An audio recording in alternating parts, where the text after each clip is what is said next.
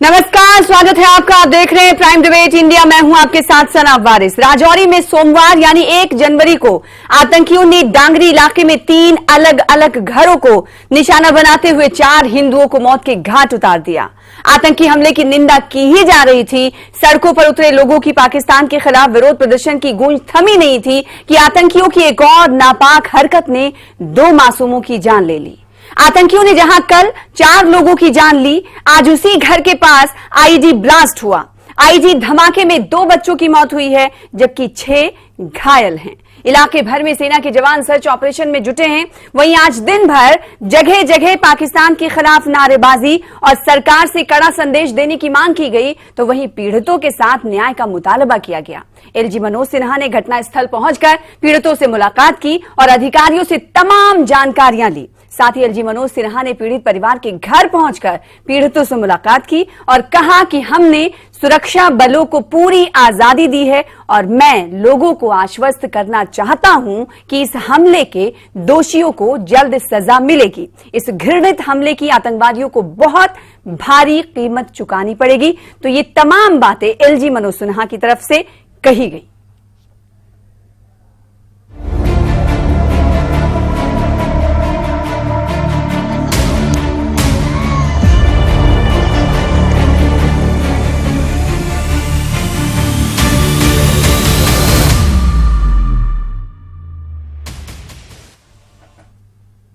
पाकिस्तान की चाल, हिंदुओं का नरसंहार, आज इसी टॉपिक पर हम बातचीत करने वाले हैं। आपको तफसीलात हमने बताई। आज इसी खास टॉपिक पर बातचीत करने के लिए खास पैनल भी हमारे साथ मौजूद हैं। सबसे पहले तमाम गेस्ट का, तमाम मेहमानों का आपसे तारुफ करा दे। हमारे दरमियान एडवोकेट आरिस पठानिया साहब हैं, स्पोक्स पर्सन हैं भारतीय जनता पार्टी के, हमें ज्वाइन कर रहे हैं। बहुत शुक्रिया वक्त देने के लिए। इसके अलावा पीके सहगल साहब हैं, डिफेंस एक्सपर्ट है, हमेशा आप हमारे डिबेट का हिस्सा रहते हैं। आपका भी बहुत शुक्रिया वक्त देने के लिए। इसके अलावा हमारे संवाददाता चीफ करेस्पॉन्डेंट समीर भट्ट सुबह से ही रिपोर्टिंग कर रहे हैं, राजौरी पहुंचकर हमारे दरमियान मौजूद हैं।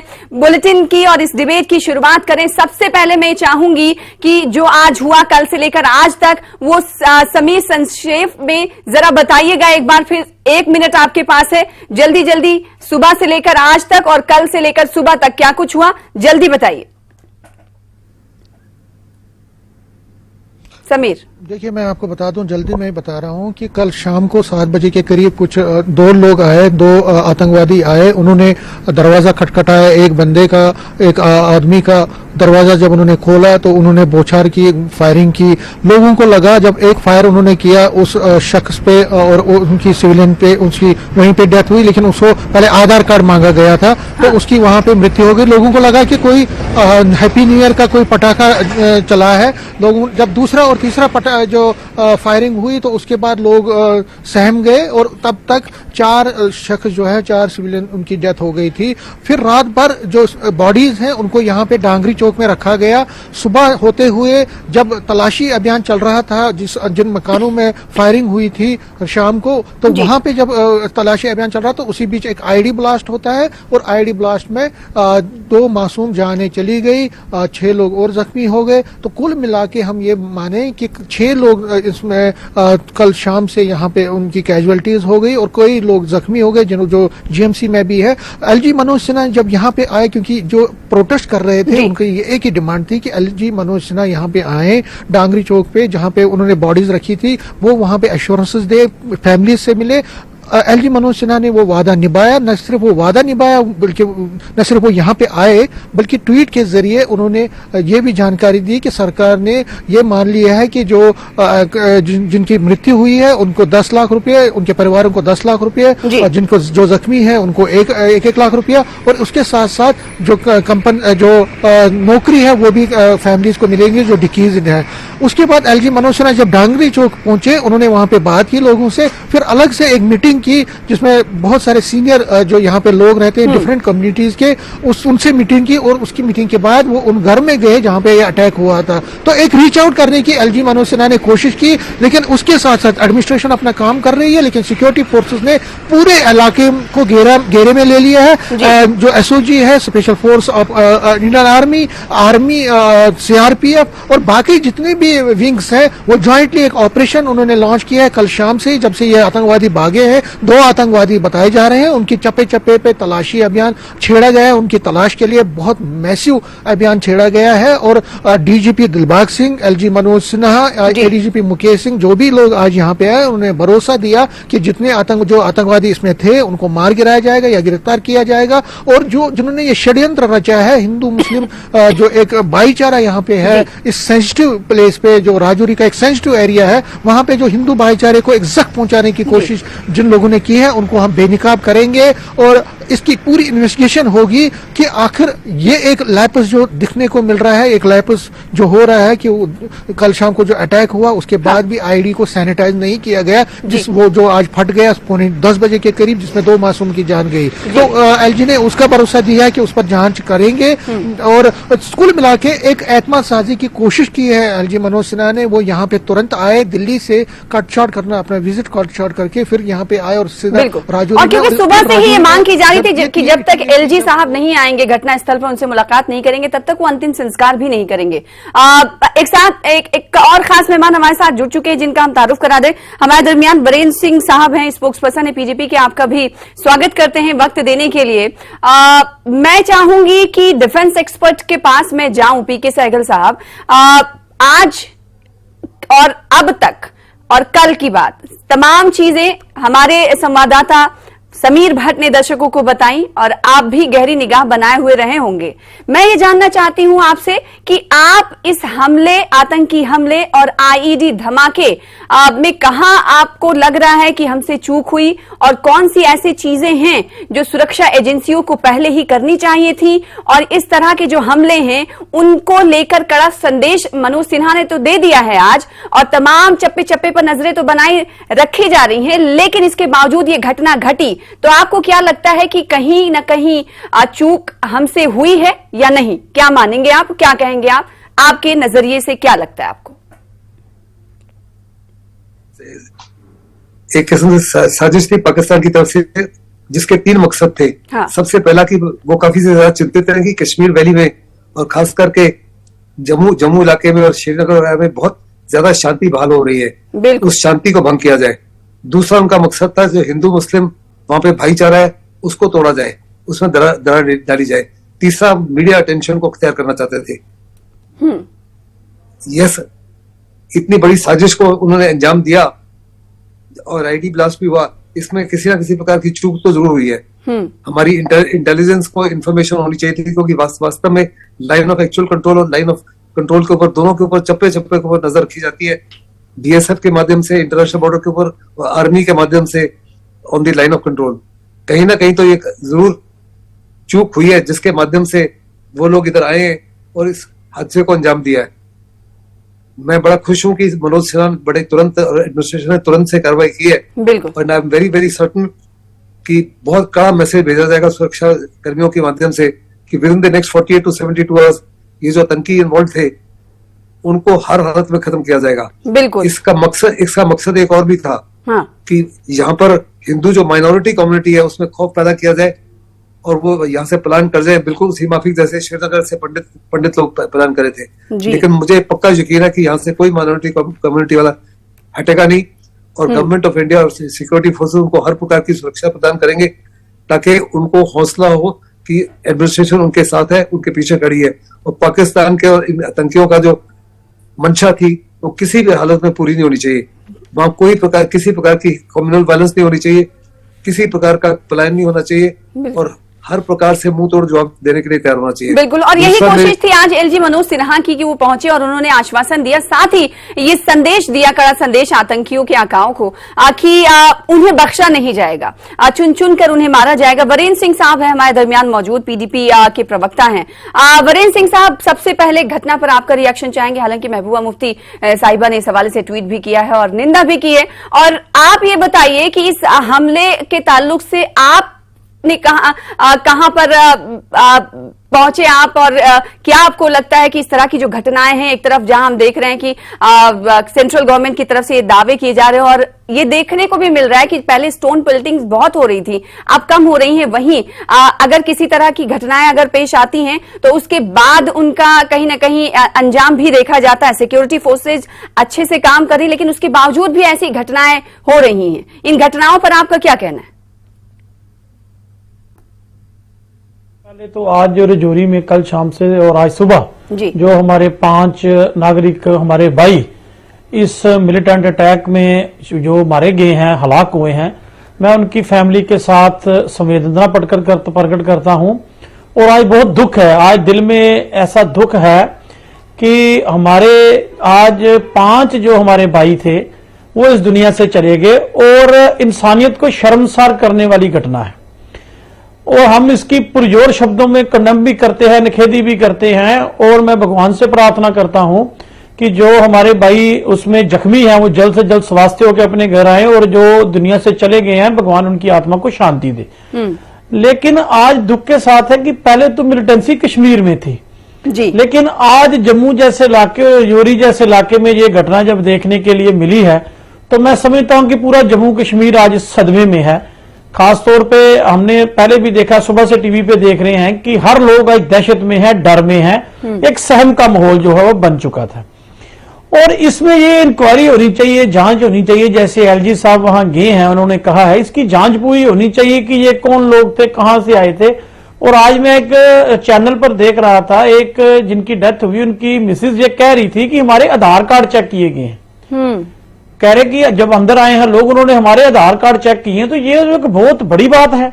बिल्कुल, ये तो मैं कहता हूं कि आज पूरे हिंदुस्तान के लोग तो आज सदमे में हैं। खासतौर के जम्मू के लोगों की अगर मैं आज बात करूं, कि इस तरह का हमला हमने कभी जम्मू में देखा ही नहीं था, इस तरह का वातावरण कभी जम्मू में नहीं था। तो मैं सरकार से भी अपील करता हूं कि कहां चूक रह गई है, जहां इन्वेस्टिगेशन कीजिए कि कौन लोग थे, कहां से ये आए हैं, क्या इनका था इरादा। और दूसरी बात, एक तरफ से हम कहते हैं नया जम्मू कश्मीर, पहले तो मिलिटेंसी कश्मीर में थी, अब ये जम्मू में आ चुकी है। तो जम्मू में हमारे लिए ये खतरे की घंटी है। और दुखद बात है कि हमारे मतलब नौजवान आम शहरी जो घर पर बैठे हुए थे शाम को, उनको निशाना बनाया गया है।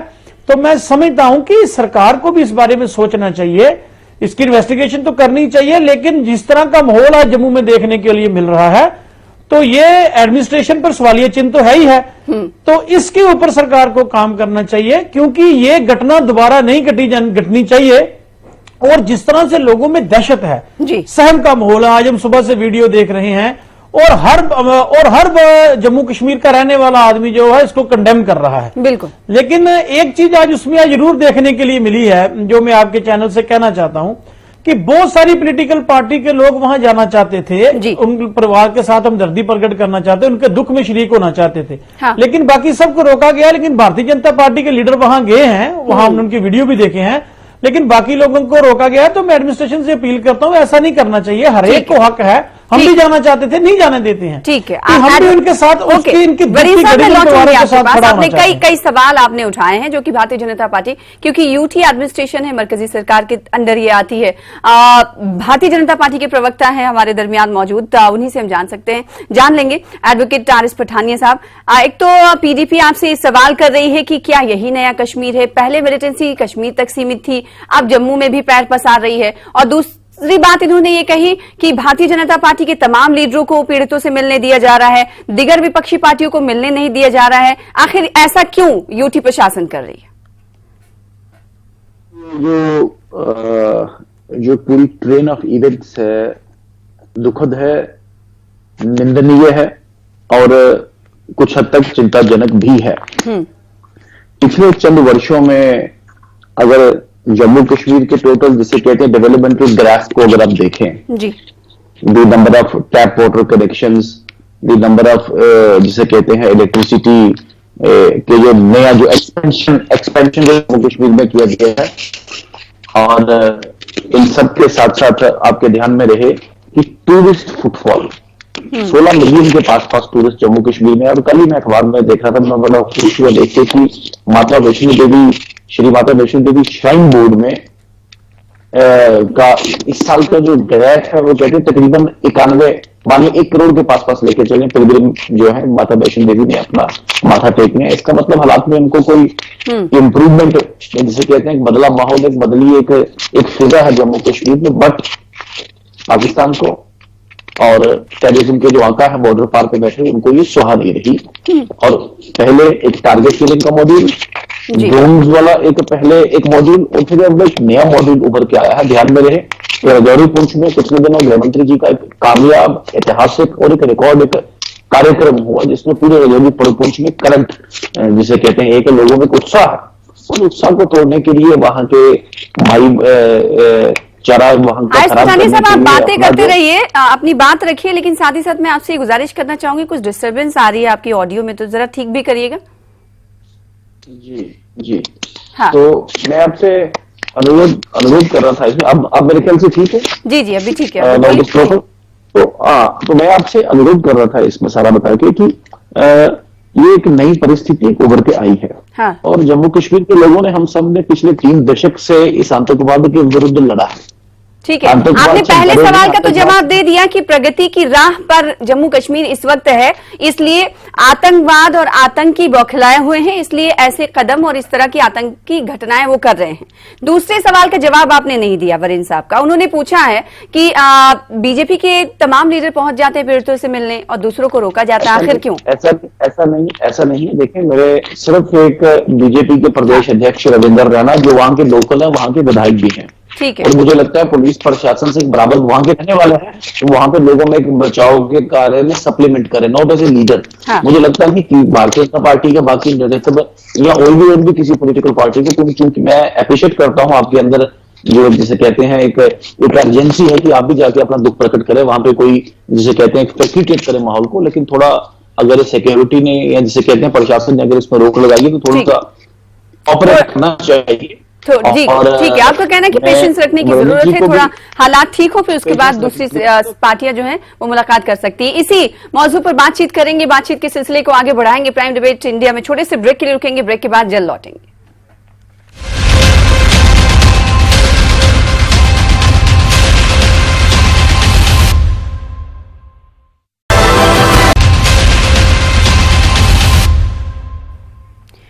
ब्रेक के बाद एक बार फिर से आपका स्वागत करते हैं प्राइम डिबेट इंडिया। आप देख रहे हैं, खास मेहमान हमारे दरमियान मौजूद है, एक बार फिर से उनका रुख कर लेते हैं।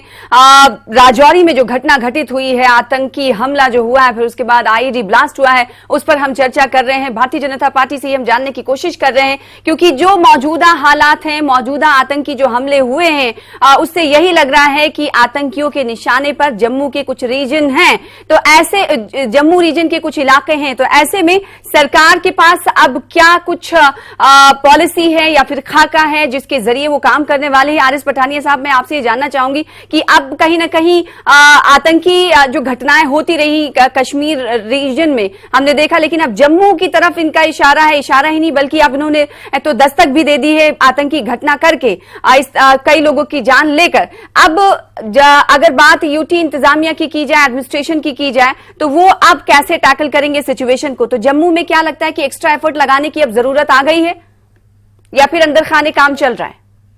पिछले चंद दशकों से पाकिस्तान ने जम्मू कश्मीर की मिट्टी पे, जम्मू कश्मीर के सॉइल पे जिसे कहते हैं अराजकता, आतंकवाद के बीज बोए हैं। आज भारतीय जनता पार्टी ने नरेंद्र मोदी जी और अमित शाह जी के नेतृत्व में एक फैसला लिया है, no soft attitude on terrorism और जीरो टॉलरेंस ऑन टेररिज्म। आपने पिछले दिनों में देखा कि आतंकी चैनल्स पे जिसे कहते हैं उनके फाइनेंशियल चैनल, हवाला चैनल पकड़े गए हैं, कुछ मीडिया के हाउसेस भी जिसे कहते हैं आपको रोकना चाहूंगी पठानिया साहब, आप ये कह रहे हैं कि जीरो टॉलरेंस की पॉलिसी अपनाने की बात सरकार कर रही है, हम ये जानते हैं, लेकिन उसके बावजूद भी ऐसे हमले, आतंकी हमले हो रहे हैं। देखिए, मैं उसी पे आ रहा हूं। और ऐसा नहीं है कि सिक्योरिटी फोर्सेस, सुरक्षा एजेंसी हमारी काम नहीं कर रही हैं, लेकिन कहीं ना कहीं ये हादसे, ये आतंकी घटनाएं भी हो रही हैं। तो क्या आपको लगता है कि सरकार की तरफ से जो कदम उठाए जाने चाहिए थे वो कदम नहीं उठाए जा रहे हैं? ये सवाल मैं पीडीपी से भी पठानिया साहब, बड़ी ईमानदारी से अगर बोले तो मुझे लगता है सिक्योरिटी और इंटेलिजेंस एजेंसीज को थोड़ा सा प्रॉप अप करना पड़ेगा। बड़े मुश्किल हालात में काम कर रहे हैं, लेकिन थोड़ा सा स्पीड अपनी बढ़ानी पड़ेगी। लेकिन आपके ध्यान में रहे कि पहले तो ये इसी जो शीतकालीन जो आपका पार्लियामेंट का संसद का सेशन था, उस पर सरकार ने जो आंकड़े रखे हैं आतंकवाद को लेके, जिससे लगता है कि टोटल गिरावट, आतंकवाद में बहुत सारी गिरावट रिकॉर्ड की गई है। अभी जम्मू कश्मीर के डीजीपी की भी प्रेस कॉन्फ्रेंस अगर आप देखें 2 दिन पहले की, तो उसमें भी गिरावट रिकॉर्डेड है। बट पॉइंट यह है कि जम्मू कश्मीर से आतंकवाद अभी गया नहीं है।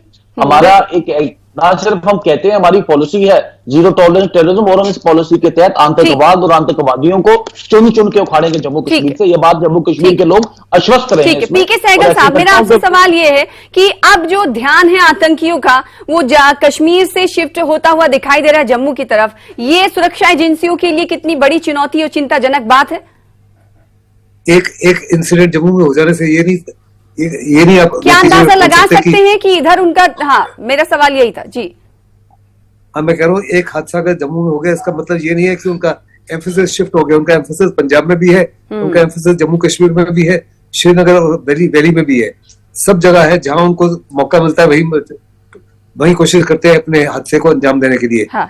हर 100 कोशिश जो पाकिस्तान करता है उसमें से तकरीबन 98-99% विफल हो जाती है, लेकिन 1 ऑड में सक्सेस उसको मिल रही है।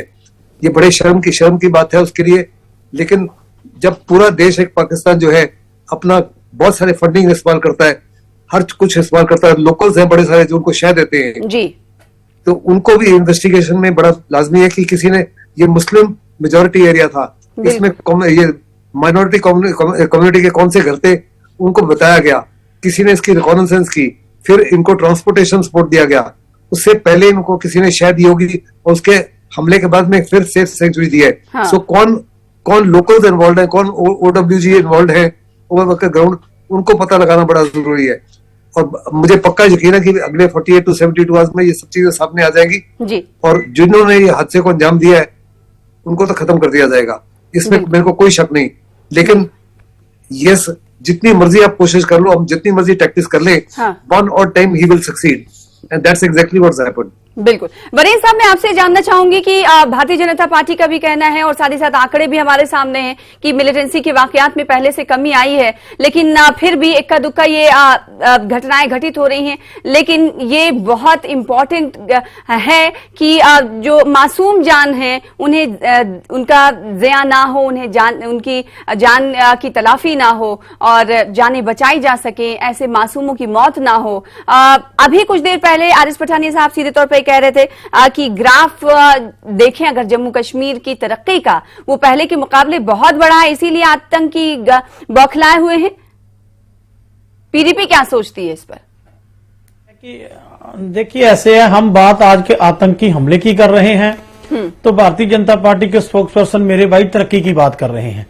हम ये कह रहे हैं कि जम्मू में मिलिटेंसी की घटनाओं में इजाफा हुआ है। आप पिछले 3 महीने से देख लीजिए, पहले उधमपुर में 2 ब्लास्ट होते हैं, सिदरा में एक ग्रेनेड अटैक होता है, उसके बाद सिदरा में मिलिटेंट जो है वो पकड़े जाते हैं, वहां इनकाउंटर होता है। आज रजौरी में हो गया। आज जो रजौरी में जो हुआ है ये एक सिविलियन किलिंग है, ये एक बहुत बड़ी बात है जिसको समझने की जरूरत है। हम बात जम्मू कश्मीर के लोगों की, खुदा जम्मू के लोगों की जान माल की करते हैं, ये कहते हैं कि हमने तरक्की कराई, और यहां तक आप ये पार्लियामेंट में कहते हैं कि हमने बयान आंकड़े जो पेश किए हैं। मैं थोड़ा सा इस मैसेज से हटके बताना चाहता हूं। माननीय LG साहब, जो हमारे माननीय मनोज सिन्हा साहब ने यह कहा था कि 80,000 करोड़ रुपए की डेवलपमेंट जम्मू कश्मीर में आई है जब से LG रूल लगा है। तो पार्लियामेंट में पेश किया जाता है कि 350 करोड़ रुपया इन्वेस्टमेंट दी है, जो इनके मिनिस्टर एक जवाब देते हैं सवाल का। हाँ। अब मुझे बताइए कि हम किन आंकड़ों पर यकीन करें, उन पे करें या इन पे करें? मैं जी सिर्फ एक मिसाल देना चाहता हूं, लेकिन आज का जो इशू है वो सियासत का नहीं है। बिल्कुल, मैं अभी भी कह रहा हूं वो सियासत का नहीं है। हम ये नहीं कह सकते कि रोड बन गई है, हमने जम्मू को स्मार्ट सिटी दिया है, तो उसका मतलब ये तो नहीं है ना कि जम्मू को आतंकवाद को मिलेंगे। सेंट्रल गवर्नमेंट का भी है कि तरक्की की राहें हमवार हो रही जम्मू कश्मीर में, इसीलिए आतंकी जो है बौखलाए हुए हैं, इसीलिए लोगों को टारगेट कर रहे हैं ताकि वो सबक सिखा सके गवर्नमेंट को, सरकार को। देखिए जो वादा लोगों के साथ किया गया था, जो लोगों के साथ रोज वादे डिलीवर करते हैं, हमने तो जम्मू पीसफुल इलाका देखा था। मैं आप इससे पूछना चाहता हूं, मेरे प्रवक्ता, मेरे भारतीय जनता पार्टी की जो है, क्या जम्मू में ऐसा मस्कर पहले देखा? ठीक है। 5 लोगों को घर में घुसकर गोली मार दी गई है। ठीक है, आरिफ पठानिया साहब से जवाब लेंगे। आप मुझे बताइए, समीर भट्ट का रुख कर लेते हैं जो कि राजौरी में मौजूद हैं और सुबह से ही वो कवर कर रहे हैं इस पूरी घटना को। इस वक्त समीर भट्ट, आप क्या कुछ देख पा रहे हैं पूरे राजौरी में, और खासकर डांगरी गांव की अगर हम बात करें तो वहां पर कैसे हालात हैं? सुरक्षा एजेंसियां इस वक्त किस तरह से चप्पे चप्पे पर तैनात है, बताइएगा जरा। बिल्कुल बिल्कुल सना, मैं आपको बता और अंतिम संस्कार हुआ कि नहीं हुआ ये भी बताइएगा। है क्योंकि ऐसे इनपुट्स हैं, क्या हो सकता है कि जो देखिए अंतिम संस्कार तो कल होना है, आज नहीं हुआ। देर से एलजी आए थे और जब अब ये फैसला किया गया कि कल 11 से 12 बजे के बीच जो अंतिम संस्कार है सभी जो शव्स हैं उनका किया जाएगा। एलजी ने जहां पे मैंने कहा कि उसके बाद भी एक मीटिंग ली है, यहाँ आपने जो राजौरी टाउन में वहां पे आला अधिकारियों से बात की है, पुलिस को, आर्मी हो और बाकी इंटेलिजेंस एजेंसीज के नुमाइंदों जो हालात कैसे हैं इलाके में अभी बताइएगा। और गर्ज ये है कि जो पूरा नेटवर्क है